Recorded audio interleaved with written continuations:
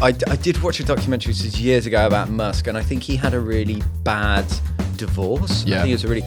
Maybe that's why X is such a thing in his mind. It's like, I never got over it. I never got over my ex. Nice, Dave. I like that. I like maybe that. that's the thing. Hello! Welcome to Believe. I'm Phil Green. And I'm David Ferguson. And this is a podcast all about the world's craziest mysteries, conspiracy theories, and insane businessmen. Absolutely. Mm-hmm. And today we've got a big one, haven't we? We've got, well, the biggest. The biggest. Hugest. Probably the most insane, and certainly one of the richest. Definitely. Yes, Definitely. okay. But not the richest. This is a podcast about the world's craziest myths and conspiracies. In each episode, we bring on a guest. That guest has picked a myth or conspiracy they want to talk about, and then we try to prove it, debunk it, or neither. If you enjoyed this podcast, please do give us a little 5-star review. Go on to Apple or Spotify or Amazon or wherever you get your podcast and tell us how much you love us. Yes, please, because we're needy. We're comedians. Come on. We are needy. We're trying to grow the podcast, and it gives us a little bit of a helping hand, and we would love you for that forever. Also, it's free to you. Yeah. Yeah. Think about that. Easy. Free and easy. And we love you. And now George is ready for this one. We've put him on his throne. We have, and we've rubbed the sleep from his eyes. We have, absolutely. And who is today's fabulous guest? Today's fabulous guest is the gentleman, Dave Chawner. Yes, the gentleman that is Dave Chawner. Dave is widely known for Normally Abnormal, an award-winning Edinburgh Fringe show that used humour to explore his personal experience with anorexia. He is a regular guest on Good Morning Britain and has appeared on BBC Breakfast, Lorraine, Loose Women, and The Jeremy Vine Show. He is a #1 best-selling author of Weight Expectations, a memoir and self-help guide about eating disorders, and he writes for national newspapers like The Guardian, Telegraph, and Metro. In 2023, he won the Pegasus Comedy Award for Ongoing Comedian of the Year at the Edinburgh Fringe. Oh, that's a great title. Great title for a comedy award. Ongoing. I am going to go on. Love that, Dave. Well done, you. And what is the myth or conspiracy that Dave has chosen? Ripped from today's headlines, Elon Musk deliberately destroyed Twitter. Elon Musk deliberately destroyed Twitter. That's why it's X now. It's dead. Expectations. Ooh. Let's do this. Get out of the rabbit hole. It's a fake. Every single bird in the sky is a robot. It's fiction. Doubt your government. It's an urban legend. Like, if they're actually spraying something in the sky. No way. A stream of absurdity. It's a total fabrication. Welcome to the podcast, Dave Chawner!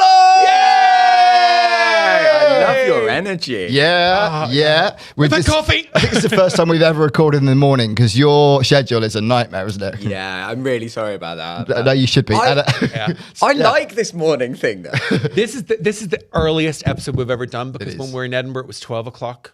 Yeah, that's right. Wow. So this is the earliest. So Yeah. this is 11 o'clock in the morning. Yeah.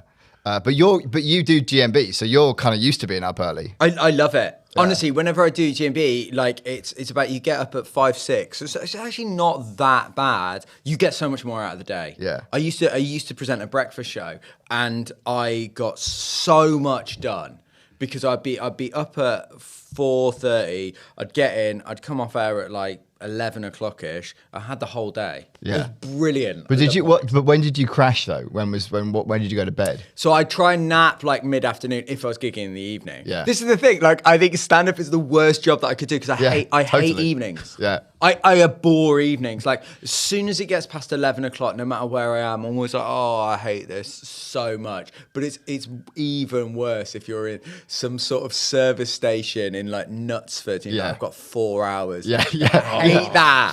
The gig finished at 10:30 and you're fucking 1 o'clock and you're still an hour from home. It's awful. 100%. I hate it. And especially if it hasn't been a good gig either. You're just like, what am I doing with my life? What terrible life choices you've made, Dave. They hated me and I hate me. 100%. I think I spent a good portion of my time thinking, what am I doing with my life? Yeah. That's the right thought when you're doing comedy, definitely. Yeah. Do you think? I think we're ill people to do comedy. I really do. It is an irrational thing to choose to do. Yeah. At all. Standing in front of a room full of people going, hey, here's something I thought was funny. Oh, you're not laughing at that? Why do you hate me? And that's the immediate response. Yeah. My last gig of the year, I had a great gig. Good. I made friends with like five of the audience members. Thinking, oh man, you were so good. And I was like, I wasn't I? And but the 4 gigs before that, I was like, I should just jump off a bridge. It does take you to some. I did a gig. I emceed a gig on Saturday in Bournemouth, and the afterwards, it kind of turns into a nightclub. And Bez from the Happy Mondays was MC. Well, I would say he was DJing. So then we just partied with Bez. It was just what a great night. But there's also a weird thing about stand-up as well. Of like, I got into this when I was like a sort of teenager and whatever.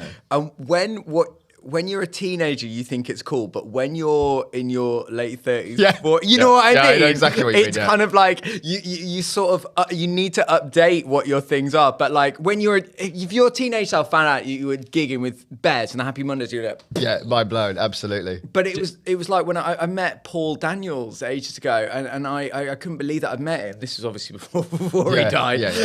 Different podcast after he died. Very different. And there was like a younger actor, like, sorry, who's Paul Daniels? Like, does he run a gig? And I was like, whoa! Look, Dave, I have to explain who Madonna is to people, and it's just like, what?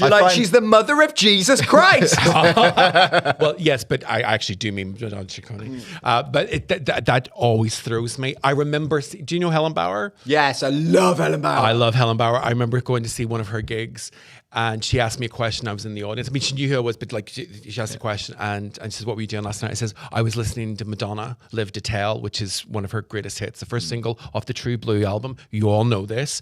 And Helen went, "Oh, I don't really know anything except Evita," and it took the air out of my lungs. I was like, Yeah. What? You don't know who invented homosexuality? Like, how can you possibly, like, I mean, with Donna Summer and, Joan Crawford before, but like Betty Davis, but like Madonna. Well, because she was so massive. Same with Michael Jackson, right? You just assume everyone knows every hit and they listen to the back catalogue, but I guess kids don't, do they? But that's the problem with age. The rules of the game change as you grow up. Yeah. Like, you know what I mean? Like, what was cool when you're a teenager, that kind of like, I think, puts you into a sort of mold that you're like, I'm going to be that guy because that guy's cool. But then as time goes on, that becomes tragic. That becomes awful. And like,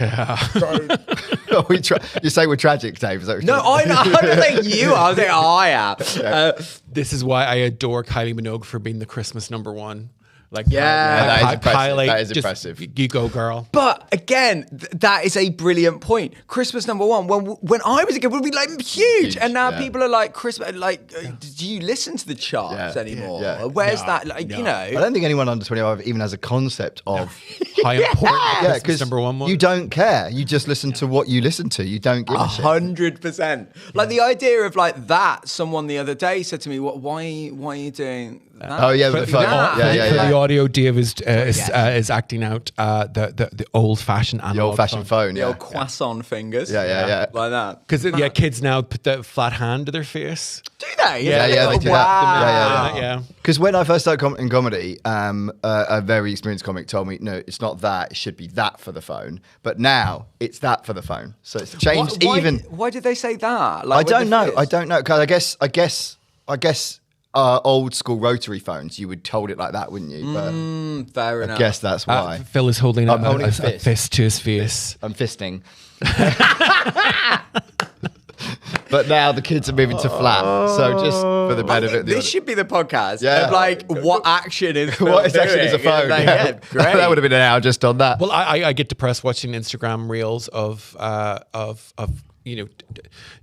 older people with their kids, and they go through all the different things of, like, what Riz is. That's how I know what Riz is. Well, we're Riz. We know that. We're Riz, yeah. I actually didn't know. Is that like? It's like, like we were. Oh, is that from like Rizzler? Is that like smoking? Oh, good. No, it's charisma. It's charisma. Oh. Yeah, because smoking's kind of like everyone. You've got loads of it, Dave. That's why you're here. Oh, yeah. Absolutely true. Yeah, true, yeah. In fairness, we wouldn't bring anyone on if we didn't think they had a Riz. That's very. That's for our kid audience. But I like this idea that like in the 1300s there were people doing this, like sort of younger people going, he's still using a plough, like he hasn't even got a threshing machine or something like that. I think that'd be brilliant. Same as it ever was. Doing a different motion for plough. Do you know what I mean? Oh, that's so old school. That's like so 1200s. So, yeah. I think that's brilliant. Doesn't even have a water pump. Still going to the well, loser. I think that's like, but yeah, honestly, aging is something I've started to become. You haven't aged much. Can I just say, right, just before we started recording, Dave showed, because I did not know you used to have an afro. Yeah. I would not have believed it because White man I've known afro. you've always had quite short hair. Yeah, really short. But it wasn't just an afro, it was a full Big old bouffant, perm, wasn't it? It was huge. It looked like a Jerry curl. It did. Yeah, It did. yeah. But natural, because like it was you didn't perm it, completely did you? natural. You didn't perm it, did you? No. No, but because this all came about because I was saying I'm jealous that you both have straight hair. You've got a little bit of wavy hair, which I think you've got like a Superman. Oh no, thank you. That's actually the look I'm going for. Like, genuinely, It is quite Clark Kent, yeah. I love you guys. When I was your age, when I was a teenager, I had white man afro. Did you? You could put a pencil in my hair and it would just. Nice. In fact, and I actually went right. Because I was a very cool teenager. I actually remember going around between classes because we had to go to different rooms between classes, and I would had loads of pencils in my hair, and it wasn't until like the last period of the day that one of the teachers went, David, I think you can take those out of your hair now. But like I had walked around. Saves on a pencil case. Come on. Yeah. Come on. 100%. One of my favorite memories of it is people added pencils to my hair as I went around. Well, I realised I'd become a game. I don't know why. It was like some school away day. It must have been like going to universities, and people had thrown bits of paper in the back of my hair, and how nice. much before I realised it was mad. But when, again, this is 2 days. Can I Dave, if you still had that, we'd probably be doing that live on this podcast. Oh, I think that'd be a live game. Yeah, it would be, like, yeah. pirate. I vote that you grow your hair out again. do you think it would still be that big if you did it now, though? I think it would be racially insensitive. I think I'd be on a list with David Walliam. Because let's not forget some of the seasons. I mean, they did blackface. They did do you know what I blackface, mean? yeah. Little Britain is shocking now. I think you can watch an episode of Little Britain and at least half of it would not make broadcast. No. Just at least. No, and you probably get locked up, from it, like Keir Starmer. It's just, it's hard to watch. It is. I actually was in there's other stores that sell this bit of CEX. And they had the box set of Little Britain, and I actually half-heartedly went, should I get this because it's going to be gone? It will be gone. Yeah, it will be gone. Yeah. But I Little Britain had its time, But David Walliams, getting dropped by HarperCollins. That's how you know shit is going to happen. Mate. It's a baller move. That's a baller move. There is something, not to be conspiratorial, but there is something there because I know people have said to me for years that there's, and it's, I think. Interesting. You follow the money. That's how you know when something's for real. Follow the money, and HarperCollins just went, no, you're not worth it anymore, and that's allegedly. But yeah, that the dark times are coming for him, or justice, as other people might call it. I feel like the word allegedly now is like the word or she about 15, 20 years ago. Like, you go like a doctor, he came out, or she. Yeah. Allegedly is now our generation's thing of allegedly. That was the other name for this podcast, actually. And to be fair, we probably should have called it that because you wouldn't believe how many podcasts are called Believe. And we did due diligence. We searched and searched and searched. And we went, that's a great name. No one will have that. Went live, and suddenly every other podcast was called Believe. It was like, what? So many religious podcasts. I was going to say how many of them are religious. There's loads. Yeah. I actually don't think conspiracy theories are that different to religions. No, they're not. It's and we talked about this a lot. It's just some people want to belong to a group and follow something. Yes. And they want to follow a set of values, a belief system, right? Yeah. So just because you're following, because you're part of a community that believes the Earth is flat, why is that any different to believing that a book written 2,000 years ago is what we should base all of our laws and subsequently, morals on? the Earth flat theory. Yeah. There were hundreds of years of people going, "You think it's round? Like, Yeah. the water's going You to fall off, you mental." idiot!" and that's what I think. Well, it's rotating, fucking loser. And I wanted to be a priest until I was 17. Did you? Oh my God! Yeah, really? did Me, high five. Me too. Seriously? I went to a largely Protestant school. It was integrated. I went to a largely Protestant school in Northern Ireland, so that's a big important detail. And I said to the what jobs counselor, Careers Careers advisor. advisor. I said the careers advisor, who we knew was a good Protestant man. I didn't do this to antagonise him, Mr. Reid. Can't say his name. Oh, sorry. But I said Probably dead now. Come on. No, well, he was one of the younger teachers as okay, well. okay. So, like when we did our go back, the 10-year reunion, he was the teacher that showed us around. Anyway, I said to him, "Oh, I'm thinking about becoming a priest," and at the time, I actually genuinely meant that. Yes. Homosexual. Of course, I didn't want to believe I was gay. I want, but. Do you think that was what was going on? Yes, and also I for about 3 years was absolutely I believed 100%. Yeah, and it's amazing. Yeah. And that's why I think I've kind of got into conspiracy theories, because I don't believe, I sort of changed, but I find that idea of being told by someone else what you believe is quite a challenging thing. Yes. Yeah. And that's what I quite like about conspiracy theories, is that it's all for you to cherry pick. It's kind of like, here are the sort of facts. It's up to you to believe. But I think that's why a lot of people are getting into it, because we're an increasingly secular society. Yeah. And it's also much, much easier to find your tribe, or a tribe that you want to follow, with the advent of the internet and social media and everything else, right? 100%. So you can belong without ever needing to even meet these people as well. Yeah. So It's like things like the Disney adults. Like, the reason that's come to such prominence is because it's a community, it's a group. Yeah. Or like being a Harry Potter fan, or it used to be the more MCU, but obviously no one cares anymore about that. But I used to be a comic book geek growing up, and until very recently, the movies kind of killed it for me. Well, because when podcasts first came out, people talked about that being quite cult-like. Yes. I remember the Guilty Feminist, right? There was one of these sort of earlier podcasts had a huge following, and people talked about their sort of live shows as being quite cult-like. But now it's not really. Yeah. Right? And you could say anything is cult-like if you follow 100%. Yeah, right. So Cult till it becomes mainstream. exactly, It's of course it mainstream. does. Yeah. The only difference between religion and cult is time. That's all it is. Yeah. And I find no wonder people are trying to find this. Funny enough, walking on the way here, there's this beautiful old pub. There's this sign. It was called the Red Lion and the Wheat Sheaf.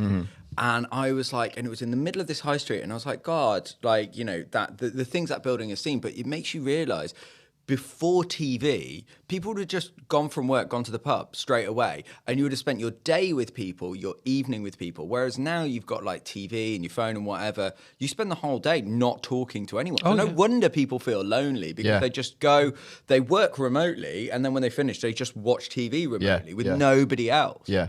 And I think that it's little things like conspiracy theories. And there hasn't been a rise. I don't think there's been a rise of religion. I think there's been a rise of I think certain religions are getting bigger, but certainly not Christianity. I don't No. I think they're not. I think that.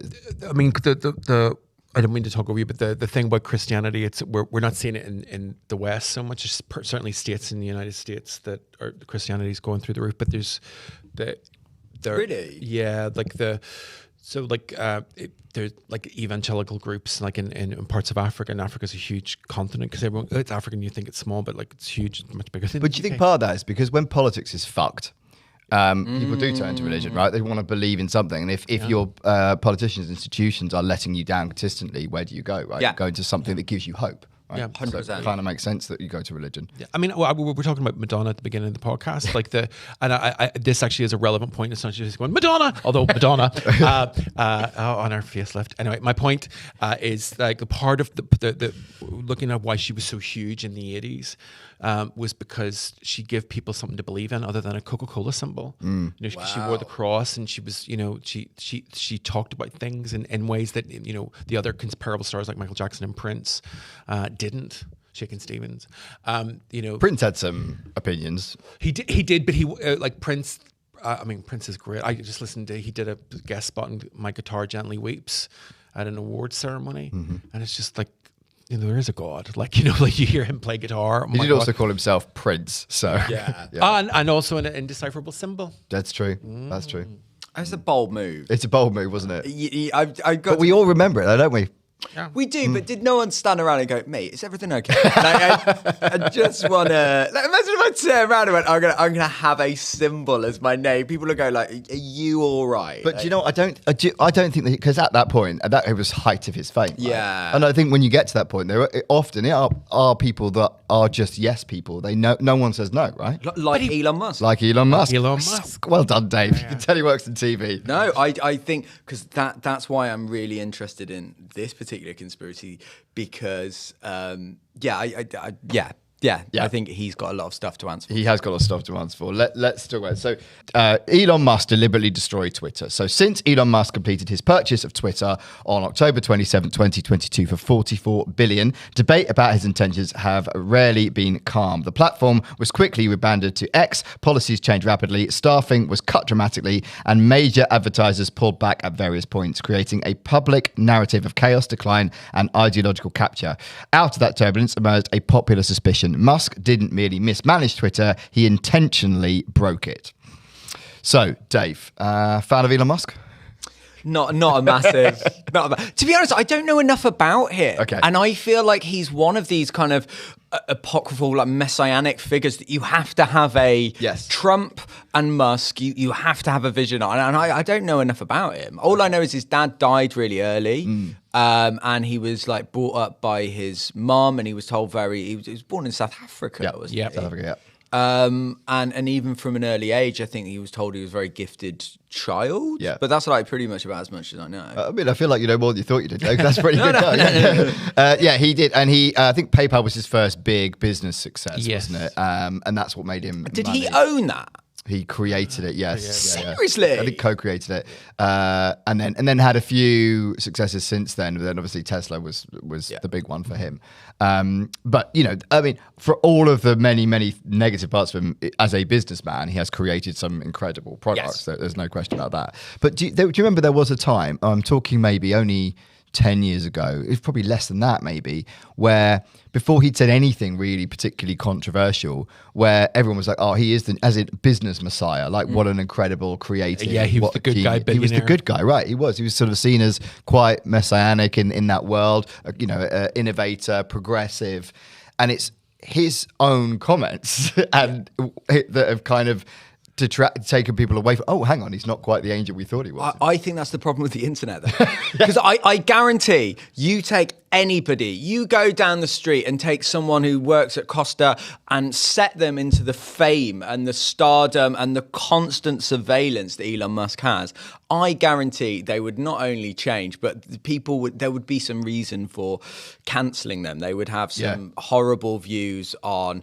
whatever, sort of hot potato issue comes up the other day. And he is under such surveillance. Yes. That's one of the reasons that I'm kind of against the royal family, because they didn't choose this. And yes, you can say they have a very privileged life and yada, yada, yada. But they don't go to prison when they do terrible things.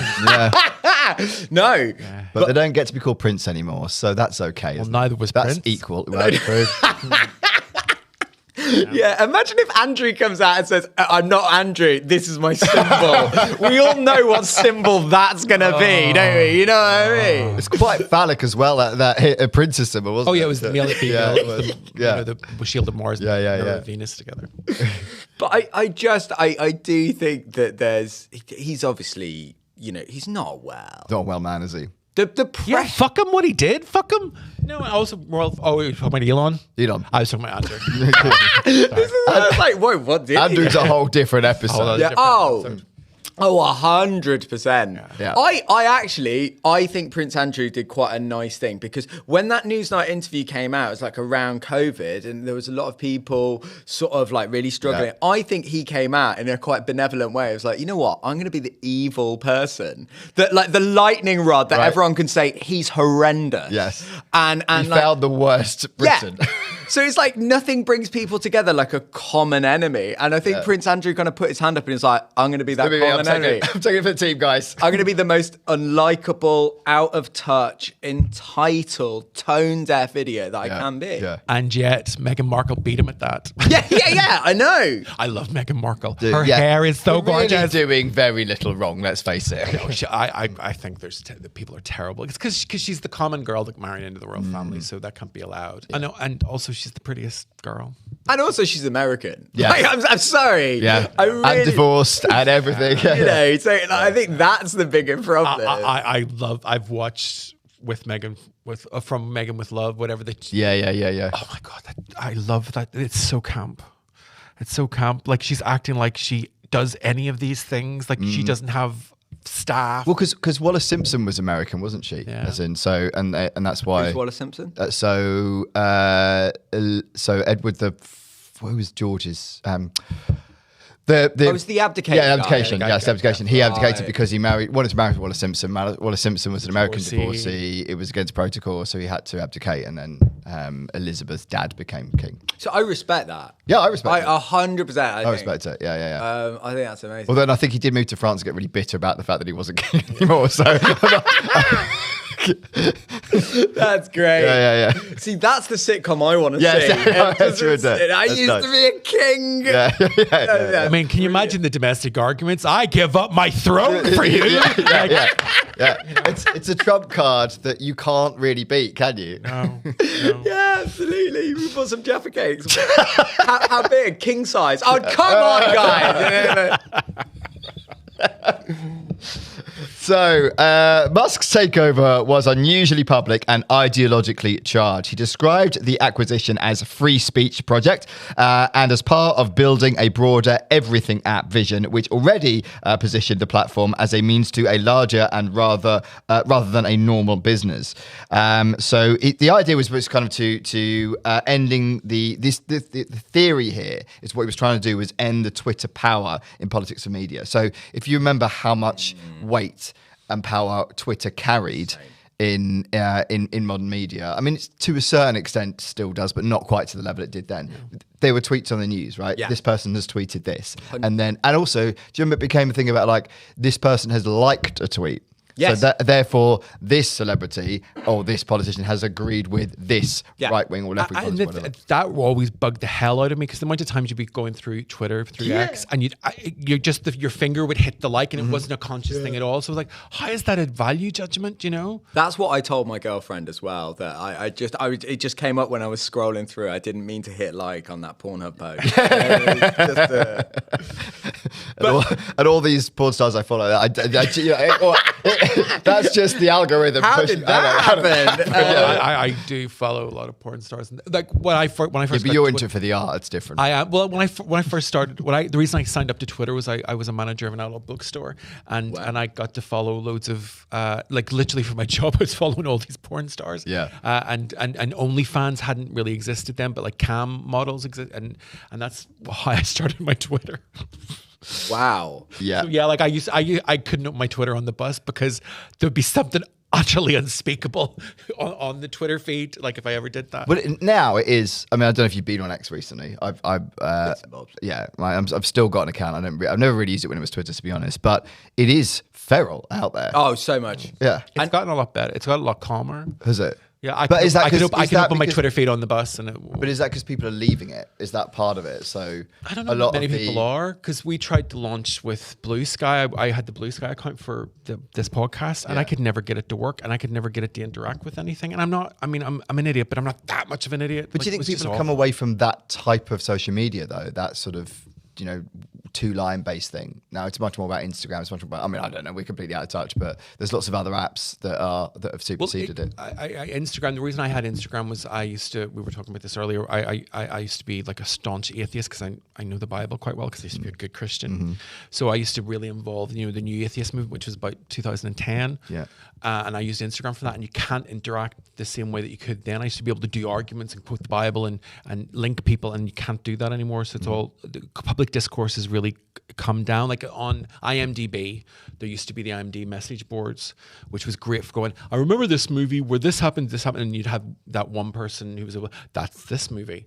And now you don't have that anymore. Like they closed that all down. And that sort of interaction has all been really shut down. Even if things like Facebook, and you don't get the interactions because that you used to be able to get.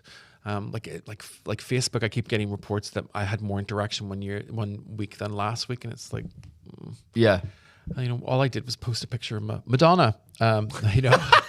You paid for the word to say Madonna. You got some backhanded thing. She's like coming in. She's got a new album coming out. Confessions in the Dance Floor Part 2. It is unbelievable how much she comes up in every episode, regardless of what the theme is, Dave. It was relevant. It was relevant today. Is it like on Wikipedia, you're only 7 clicks away from Hitler? On this podcast, you're only 7 words away from Madonna. That's what it is. And Joan Crawford. Yeah, Joan Crawford, for some bizarre reason. So a major claim is that Twitter has become too powerful as a narrative-setting institution, particularly among journalists, academic and policy elites, and activists and NGOs. The conspiracy suggests Musk wanted to break this soft power, not merely change moderation rules, but to disrupt who controls visibility and legitimacy online.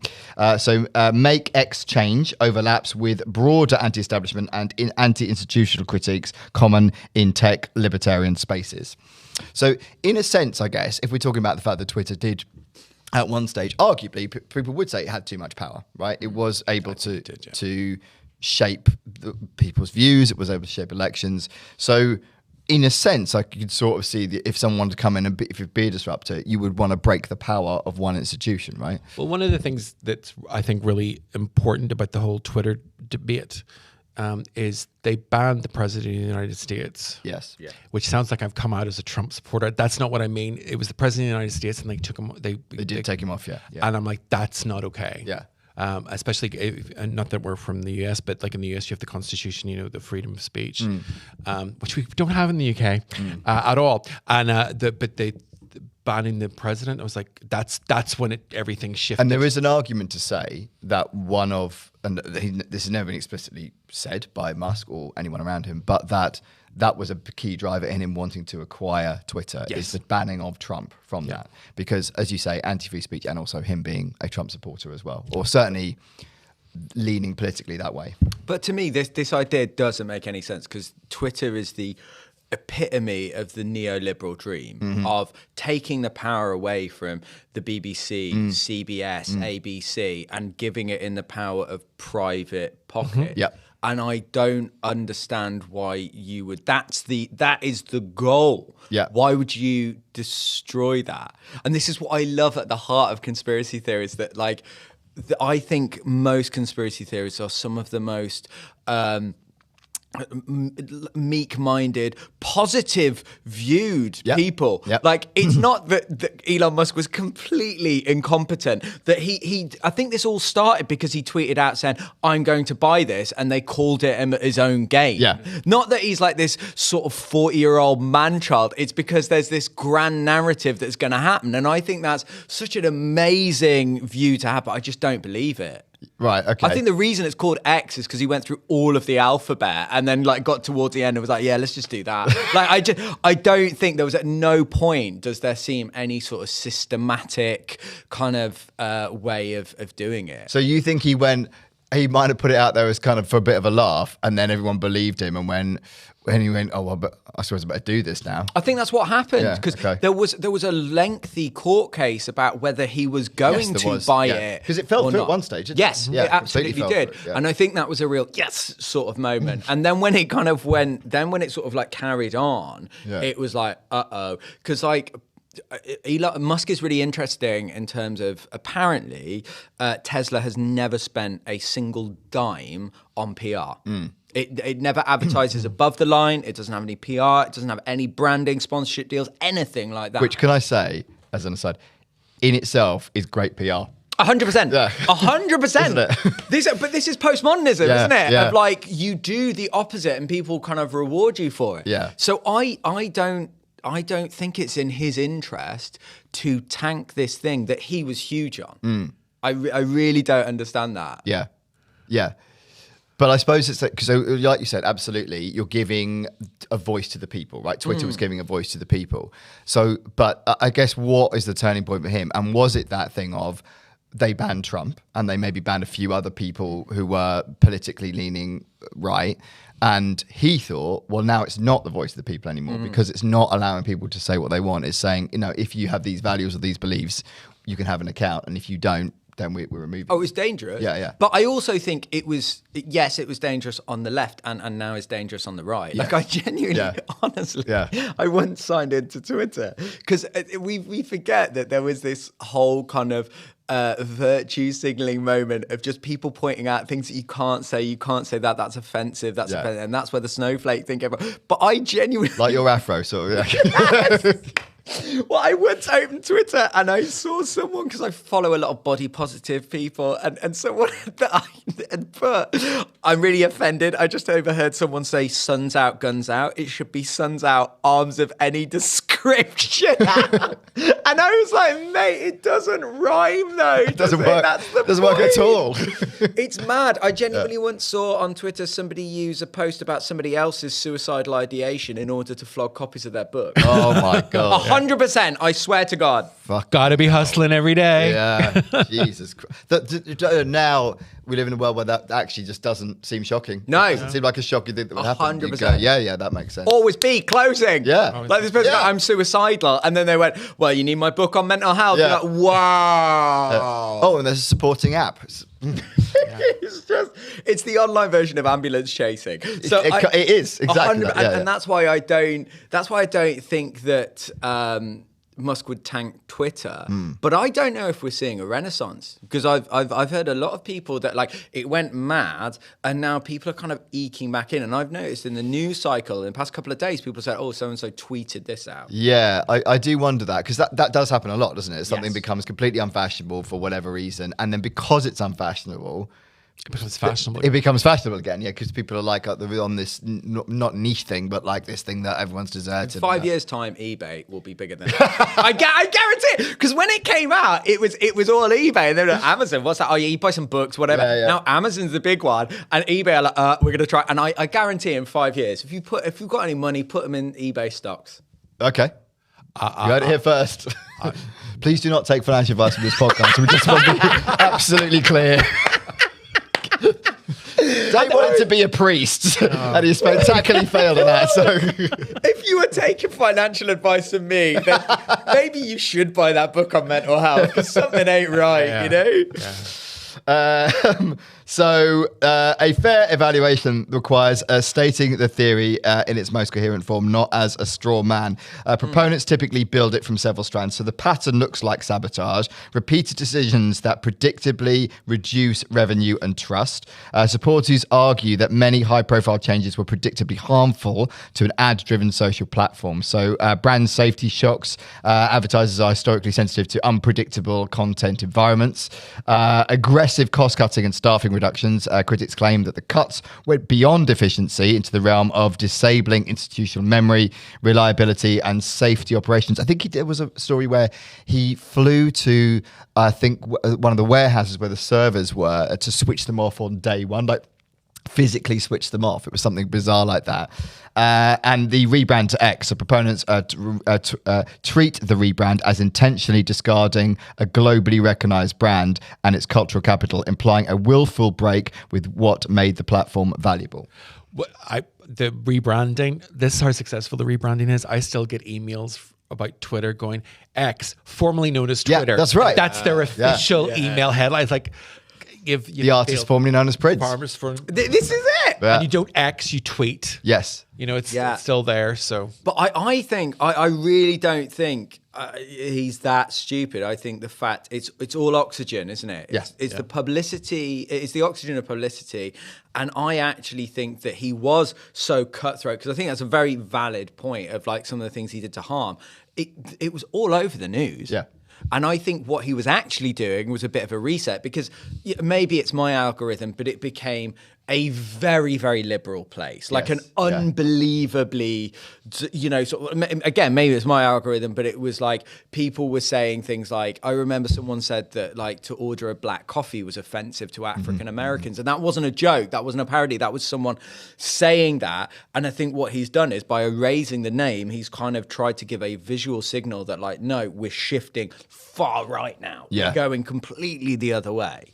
Do you think that is because that is his politics, or do you think it's because he's actually what he wants is it to fall somewhere in the middle? Do you know when you take something from one swing to completely the other side, and what you're actually aiming for is the middle, but you think 100%. this is how we do it?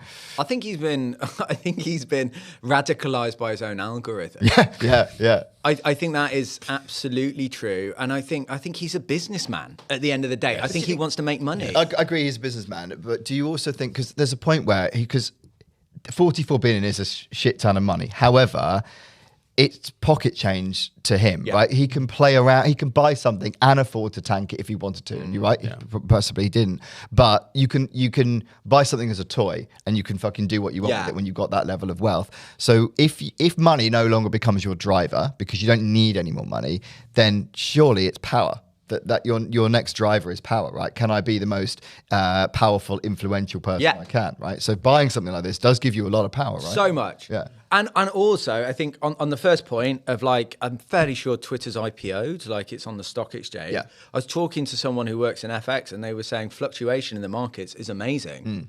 Because what you don't want is kind of like it to be stable. Oh, no, you know. boring. Whereas if you can tank the profits and get loads of people to buy in, then they make a lot of money overnight by doing nothing, right? So there's that on the first part, and then on the second part, I think this is a great way of Musk bypassing Murdoch. Yeah. I think Musk is going to be our generation's Murdoch because he has so much power. Yeah. I could say, I mean, like Murdoch's what, 97 now or whatever. Yeah. Like, do you remember when we used to think Rupert Murdoch was the most evil man in the world? Rupert Murdoch was evil. Yeah, I mean, he's a pretty awful man. But we did get Succession out of it. Which is So swings and roundabouts. It does swing and roundabouts. One of the yeah. best TV shows ever made, in my opinion. It's great. So he bought it to kill it theory. So another argument is strategic. Twitter was an outsized node in journalism, politics, and elite discourse. The theory claims Musk wanted to weaken that node because Twitter shaped news cycles and reputations. Controlling or destabilizing it could change the information ecosystem. Even if X survives, destroying Twitter as it was could be the goal, ending the prior regime's moderation norms, institutional relationships, and cultural dominance. This is less destroy the company and more destroy the old Twitter. Yes. Yeah, and that's what you think. I think I absolutely believe that it's not destroy Twitter, it's destroy the old regime and bring in the new, and with so bringing in that kind of vacuum and that wake, you bring so many more followers and people that love Musk now that would have not even cared. It might have heard about him, wouldn't have cared about him, but he's now the man that fights the free speech. He's the man that fights the lefties. He's the man that fights the liberals. So he's created this sort of like, he's the top of the pyramid now. Yeah. But I'm jealous because I wish I believed that there was some sort of underpinning in the backstreets, but I don't think there's anything more than that, than he was just trying to change their branding. Yeah, you're right. It's a less exciting conspiracy if that is the case. You're right, Dave. Rich people be riching. Yeah. You know? What do you think? Well, I mean, he's definitely made his mark on modern culture, and like the bit where he called out Michael Eisner from Disney. It is Michael Eisner, isn't it? The head of Disney. Bob Iger. Bob Iger. Yeah. Michael Eisner, who's that? Bob Iger, the head of Disney. I knew you'd know. When he told them that, he told them to fuck off, you know. Yes. Did he? Why? Oh, yeah. Like, because Disney made a very public claim pulling out all their advertising from Twitter when he took over. And Elon Musk, he said, fuck you, Michael Eisner. Yeah. And he's done Bob this Iger. because he told Jess Phillips to fuck off, didn't he, recently? I think that was this year as well. He regularly attacks Keir Starmer. He regularly attacks... I don't know why he gets so involved in our politics as well. Like, Keir Starmer is terrible. Yeah, but he Speaking just... as someone who's a member of the Labour Party, he's awful. and also Sadiq Khan, he loves to tax. But regardless of what you think about them as politicians, the idea of getting involved in a tiny little country's politics, and I wonder if, because he's got a bit of traction here, like he had that thing with the Tommy Robinson march, when they were beaming him in on a big screen, right, to talk to the people. I think the irony is you become that which you hate and worked against. Yes. And he started out being the guy that was going to lead the charge for getting rid of people interfering in our politics. Yeah. The lefty liberals interfering, and now he's doing exactly the same. It's come on the right, exactly. It's just like the Wizard of Oz. What is beautiful is I get none of your references. None of them. I watched Wicked. I've never seen The Wizard of Oz. I ain't got a clue what the fuck was going on. That is the most homophobic thing we've ever had said on the podcast. Oh my god! But he's like the Wizard of Oz. The Wizard of Oz came and this is the Wicked timeline because it's all different stories. And he came in and he freed Oz and then became a dictator, and Elphaba has to get rid of him. That's what it all. There are some leaps in this podcast, Dave. I won't lie to you. It happens most episodes. You're just very straight people. Yeah. There are homosexuals going, why don't they understand that? That makes perfect. Yes, Elon Musk, Wizard of Oz, completely clear. I also wish that my teenage self could have heard you say you're just incredibly straight, because no one's ever said that to me before. It's not the first thing that smacks you about. I think I'm the only teenager that had to come out as straight to his parents, So that's were they disappointed? I think my have dad you tried? My dad was like, I just think you haven't found the right man yet. You know what I mean? Like, maybe this is a phase. We will support you, Dave. We love you all the same. You don't have to lie to us. You don't have to do anything you don't want to do. Like when you I'm straight, Dad. His dad's like, Dave, when you're ready to talk, seriously. They sent me to a gay conversion camp. That's why I saw Wicked.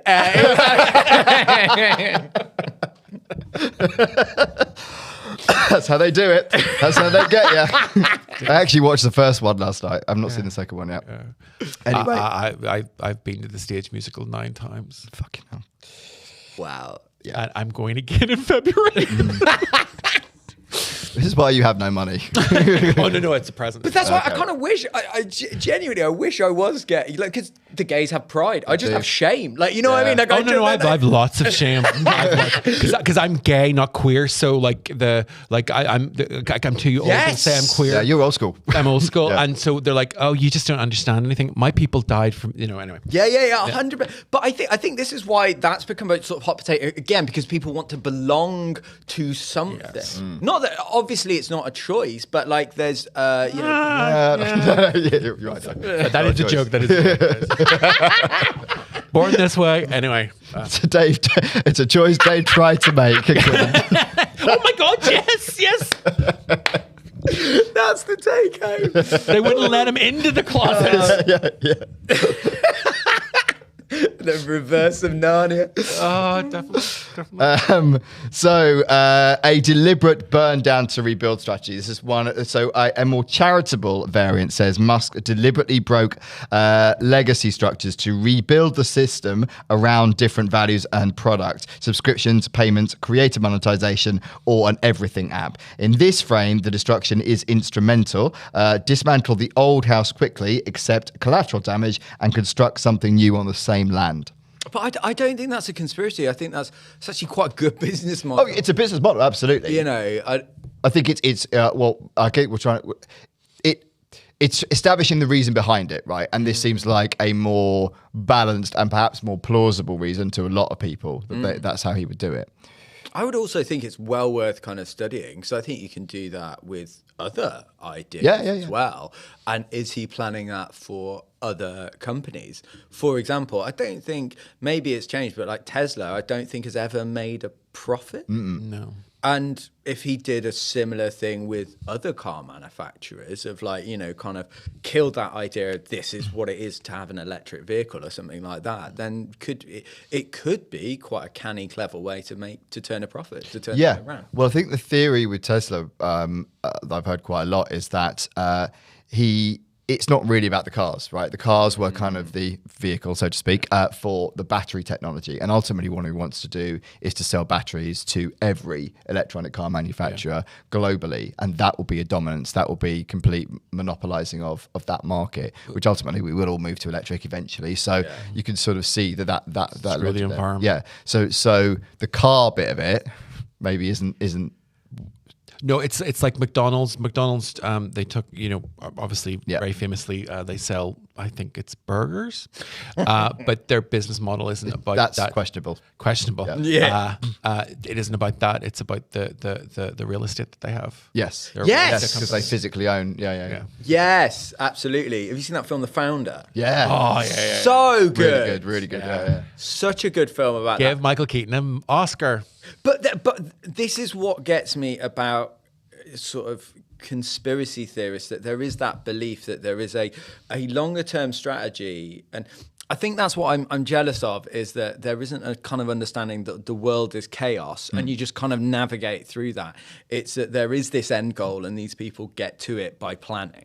You're right. We've said this before on the podcast. We're being self-referential today. Is that the conspiracy theory is a way to control the chaos? Yes. I mean, whilst I do think sometimes people are very blind to what's going on, But like we were saying earlier, it's only the same as using religion or politics to try to 100%. make sense of chaos, right? Because you think, okay, well, it's okay because someone knows what they're doing. Yeah. And that's why I honestly, one of the things I love about conspiracy theories is they are more open-minded. Like, I don't know if you've ever heard that like apocryphal story of Houdini and Arthur Conan Doyle. So Arthur Conan Doyle, the guy that wrote Sherlock Holmes, forensic knowledge and stuff, he believed in ghosts. He believed in the paranormal. He was obsessed with it. Whereas Houdini, who's a magician, was like, I know that this is all gumption. And they, Arthur Conan Doyle got his wife to do a seance with Houdini, and it came out that she channeled Houdini's mom. And Houdini turned around and was like, oh, what is she saying? And she gave loads of information, what his mom was saying. And then Houdini turned around and went, that's really interesting because she only ever spoke Hungarian. Do you speak Hungarian? She's like, no. She's like, how would you understand that? And Arthur Conan Doyle, instead of going, oh, okay, that's a big problem, turned around and went, well, in the spirit world, everything means the same. We don't have... And it's exactly this. Yeah. Go speak. It's like a universal. You find the narrative you want to find, to make sense of to reinforce your own belief system. Or ghosts are above language. Yeah. Oh my God, you guys. Can I just say though, what a seance to be a part of? I know. Why is that not a movie? That would be such a great day. That'd be so cool. Yeah. I'd buy into whatever narrative he wanted to spin if I was involved in that. What a fucking 100%. Do you reckon there were like a couple of people that just weren't famous? That were just like I Faye, was the tea there. lady. I was fucking there. Sure whatever, can. Steve. Fucking hell. Hanger on. So the incentives don't require profitability. So some versions argue Musk can tolerate losses longer than conventional owners, either because of personal wealth, cross-portfolio benefits like attention, influence, data, or ideological payoff. If the goal is influence or ecosystem disruption, short-term financial damage might be acceptable. So it's kind of going to the point that we were making earlier, really, that in a way, he can afford to lose the money, right? So he can afford for this thing to just tank. And therefore, if the goal is money, probably he wouldn't. If the goal was purely money, he may not have done a lot of this stuff, or he might have done it more incrementally. But the fact there was a kind of big bang, massive fire sale, it feels like his intentions were not necessarily financial. It's much more driven. Yeah, right. He wants to take over the world. It's Has James Bond taught us nothing? I've always said that. Did you get the reference? I've seen the last one. That's right. I some of them are all right. But I do think, genuinely, I think there should be a sort of an amount of money. You just can't have more than that. right. Too much for one person. You've poisoned the well. Okay. Well, there are trillionaires now in this world, and that's mind blowing. The question is, Dave, how do you police that? With a rifle. But who polices it? But Who watches the watch? Who watches the A watches? group of Yeah. people. Yeah. Like, I think this is, again, this With is why I'm... ultimate power. Yeah, this is why I'm a lefty, but I just think that you need to spread that weight, because when you get one person doing it doesn't end well. Yeah. Like, it's a great story. I think it was King Richard. 4 days into his reign, there was a peasants' revolt, right? They were like, it was outside of London, and there were like hundreds of peasants, and and they were all like rioting, they'd kill people, and he just walked up to them and he went, "I am your sovereign, you will stop," and they all just stopped. And people reckon from that day on, just like seeing the whites of people's eyes and going, I have that power, that they are sacrificing, they're slaughtering, they're out of control. And I just go, I am your sovereign, you stop. Then he just got away with so much horrendous stuff because he was like, oh, I can do whatever I like. Yeah. And I think this is what kind of Musk and Trump has. But doesn't that counter the theory a bit then? Because that is someone with absolute power, but using it to control discourse, right? There's chaos. Oh, I don't disagree with that. I think he's done that, but it's whether he knew what he was doing before. Okay, right. It's whether this was predetermined. It was whether there was intent there. And I think he's got enough money to make it work. Yeah. No matter what happens, he can throw money at it. Yes. So it looks like a grand plan in hindsight, but at the time, and he loves it as well. Oh, yeah, he definitely loves it. I don't think he would hide in plain sight with this, because I think when he went to the office, didn't he take a kitchen sink just to throw it out? Yeah. Loads of PR stuff and stunts like that. So if he was, He's got bads. He's got Riz. He's got Riz. I have to say his attempts at humour are awful. It's dad humor, but But some of it's dark humour, but badly delivered. Because remember that thing, and a lot of people didn't pick up on this stuff, but you remember when those kids got trapped in that cave in Thailand, right? And they sent those rescuers in to go and get them. And Musk tweeted something along the lines of, they were pedos for going down to rescue these kids, like the people that were rescuing them. And it was like, no, one man. Yeah. It was because he'd basically he'd said something of like, I don't believe this is true or something. He'd called the whole thing into question. And then the guy that had spent his night and day being there was like, no, this is real or something like that. And so he just went completely unsubstantiated from that to, this guy's a paedophile because he's trying to help kids. yeah. And people forgot about absolutely mental. Everyone, oh, that's weird. Move on. And now we're going, God, isn't Elon Musk? Yeah, look, that. But this hasn't just started. He was fucking weird 10 years ago. Yeah, the clues were there all the time. Yeah. But that's the problem, though. This is the problem with looking at history of like hindsight's 20/20 vision, isn't it? Yeah. Like you look back at Hitler and people are like, lads, there were a couple of red flags, but like you know what I mean. There were a few things, but people in like in the 1930s, because he didn't get there overnight, they were just like, oh yeah, I've got to pay my council tax. Have you heard what this Hitler guy's doing? Yeah. I don't really care, mate. Like, let's go to the pub. Let's have a chat. But that is true, isn't it? And that is the distraction thing. Is these things don't happen in just one big bang. That it's an incremental thing over time, slowly build, right? Which is sinister and worrying, right? Yeah. Well, I have a conspiracy theory about Twitter that I think there are certain people who, especially in the media, that fuel off. Combat. They like, you get so much more. The way the algorithm works is if people are piling on, they love it. Yeah. So I don't think it's too conspiratorial to say that there will be people, especially politicians on the left and right, and go, let's have a public spat. Yeah. This is good for both of them. Yeah. And spats also, as we know, drive algorithms. Yes. Right? We see it in comments on stuff we post on social media, especially if it's political as well. You will get people just arguing amongst themselves, and that drives it and creates visibility. And that's great if you're a politician. I've literally been, and I won't name them, but I've been in a studio waiting to come on air where a very prominent politician has been on air, and they've been on the line, and the presenter who I was in the studio with is quite far right, and they were having a chat and they're laughing. Do you remember that? Yeah. Do you remember when we went to the Ivy? Oh, that was so lovely. You still owe me for that. No, you owe me. No, you owe me. No, you owe me. Right, we've got this politician on the line. I am ready to take him down. And I was like, oh, this is all just smoke and mirrors. Theatre. Yeah. Absolutely theatre. Well, it's like they say, right wing, left wing, they're both on the same bird. Oh. Oh, I like that. Very smart, aren't Very good. That's very good. Well done. I wish I could come up with that. But Very little profound stuff gets down on this podcast.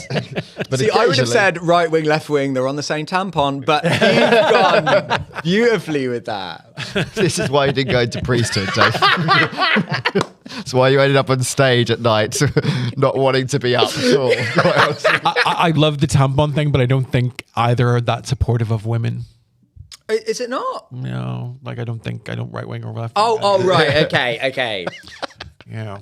God, isn't that bad? And this is what social media's made. I misinterpreted that. I thought you meant that my joke was sexist, but then you were like, oh, neither of them. And I was like, oh, I don't care about that. As long as it doesn't look bad on me. That's fine. No. Everyone thinks you're gay, David. And very little that you've said on this podcast has convinced anyone otherwise either, Dave. I've never seen The Wizard of Oz. Yeah, right. So the X symbol is an obsession. The rebrand itself fuels conspiracy theories. So Musk has repeatedly used X across the decades. X.com was an early PayPal name. Oh, wow. SpaceX, which was his space rocket thing program. Tesla's Model X, which I think was one of the originals. And Neuralink's interface language is also called X. So to conspiracy believers, this suggests long-term fixation and planning, not impulsive branding. Make X change implies Twitter was finally absorbed into a much older personal vision. I think that makes a lot more unified sense then. Yes. Because I always think that Elon Musk is sort of America's version of Richard Branson.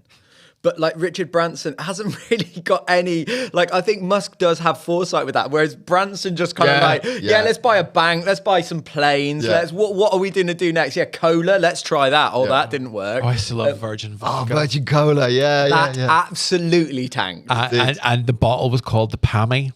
Was it? Yeah, because it's based on Pamela Anderson. Really? Yeah.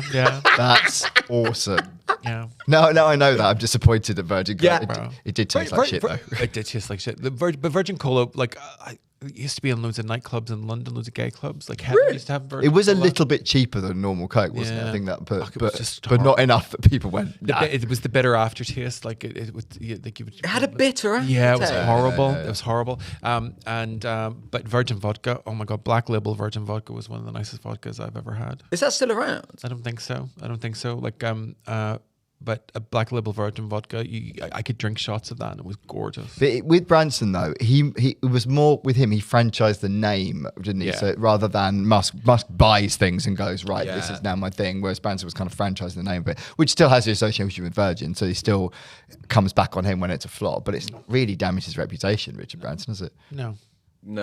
I think I did. Now that you say this, I did watch a documentary this was years ago about Musk, and I think he had a really bad divorce. Yeah. I think it was a really. Maybe that's why X is such a thing in his mind. It's like I never got over it. I never got over my ex. Nice, Dave. I like that. I like maybe that. that's the thing. That makes It's a big sense. fuck you to, fine.